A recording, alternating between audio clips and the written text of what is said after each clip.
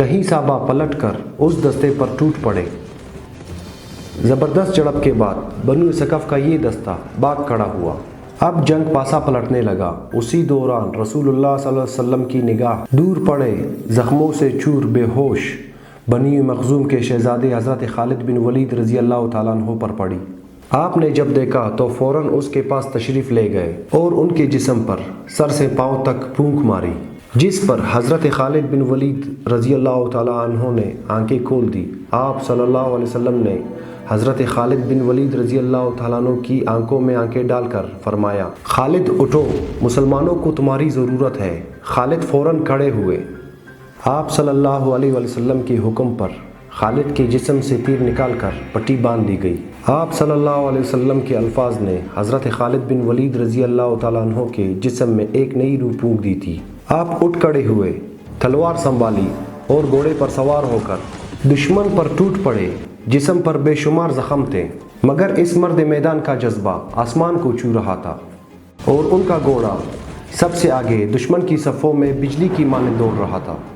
دشمن خالد بن ولید رضی اللہ تعالیٰ عنہ کے وار سے بچنے کے لیے چھپ رہے تھے، مگر انہیں کہیں امان نہیں ملی تھی۔ آپ رضی اللہ تعالیٰ عنہ کا لباس خون سے سرخ ہو رہا تھا، مگر آپ رضی اللہ تعالیٰ عنہ اس مہم میں دلیری اور جواں مردی کی تاریخ اپنے تلوار سے یوں تحریر کر رہے تھے کہ دشمن حواس کھو رہا تھا۔ حریف قبائل کے نامور سردار حضرت خالد بن ولید رضی اللہ تعالیٰ عنہ کے ہاتھوں مارے گئے۔ دشمن پر حضرت خالد بن ولید رضی اللہ تعالیٰ عنہ کی اتنی دہشت بیٹھی کہ اس کے کچھ ہی دیر بعد دشمن آگے آگے بھاگ رہا تھا اور حضرت خالد بن ولید رضی اللہ تعالیٰ عنہ کا دستہ ان کے تعاقب میں تھا۔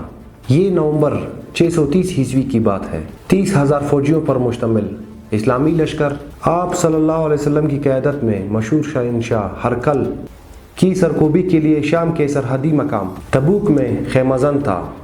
رومی بادشاہ ہرقل جو 40,000 اسلامی افواج کی سلطنت پر فیصلہ کن حملے کے بارے میں سوچ رہا تھا، تبوک میں اسلامی لشکر کی خبر پا کر پریشان ہو گیا۔ جب اسے یہ اطلاع ملی کہ آپ صلی اللہ علیہ وسلم اسلامی لشکر کی قیادت فرما رہے ہیں تو مارے خوف کے اس کے اعصاب جواب دے گئے۔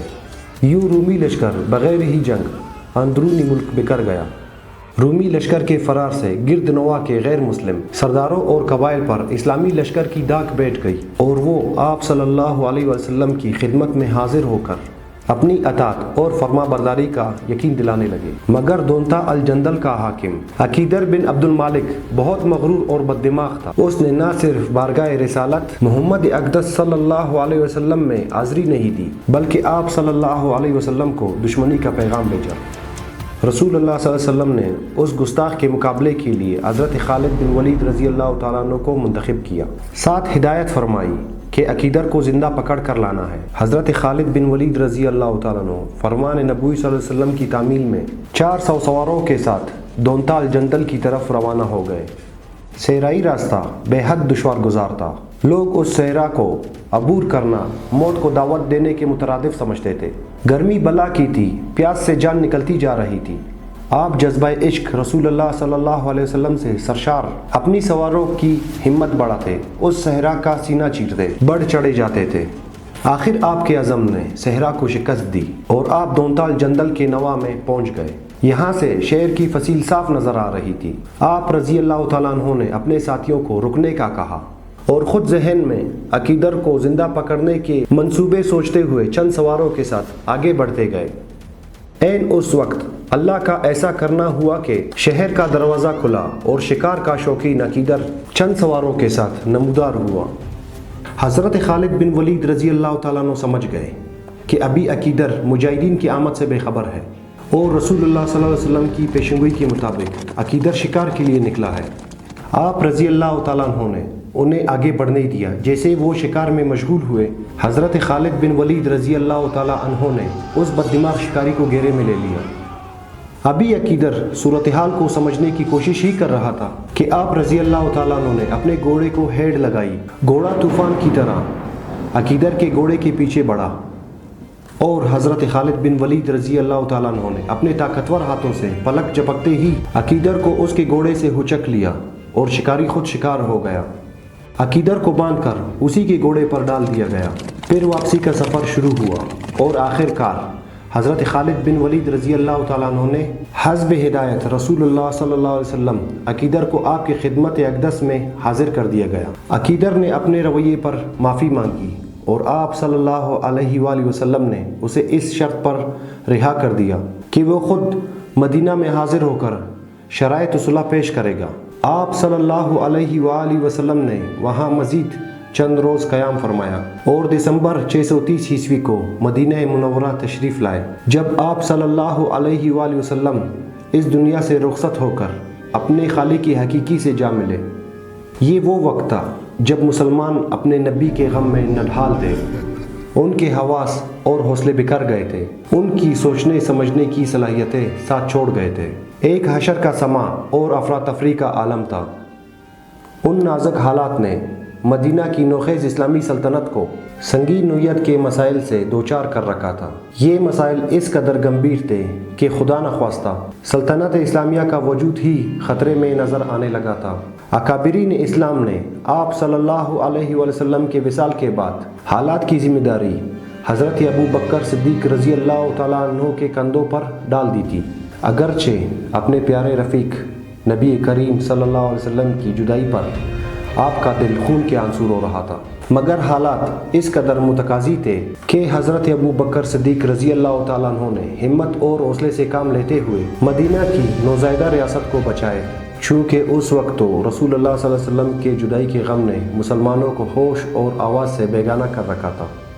تو دوسری طرف کفار اور منافقین نے اس موقع سے فائدہ اٹھا کر اسلامی ریاست کو مٹانے کے ناپاک ارادے باندھ رکھے تھے۔ کہیں قبائل جن کا ایمان ابھی پختہ نہیں تھا یا اوروں نے اسلام قبول نہیں کیا تھا، آپ صلی اللہ علیہ وآلہ وسلم کے وصال کی خبر سن کر مرتد ہو گئے تھے، متعدد جھوٹے نبی بن کر بیٹھ گئے تھے۔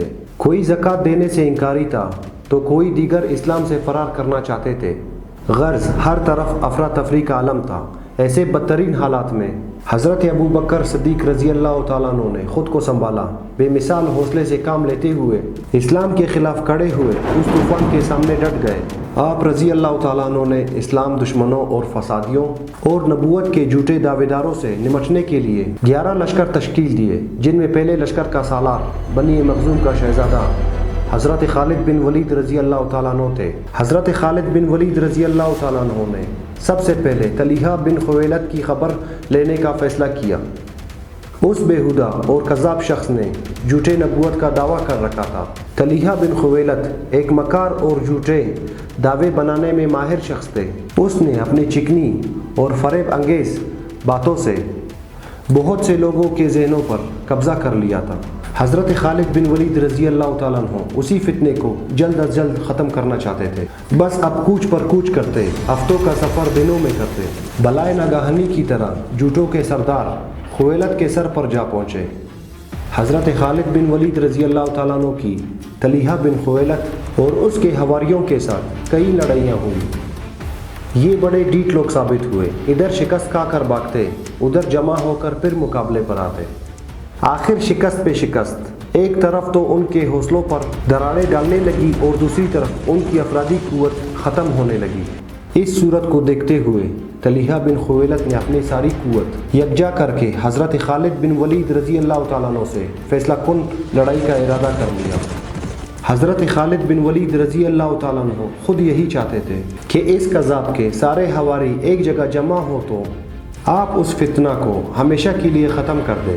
آخر وہ وقت بھی آ گیا جب حق اور باطل آمنے سامنے تھے۔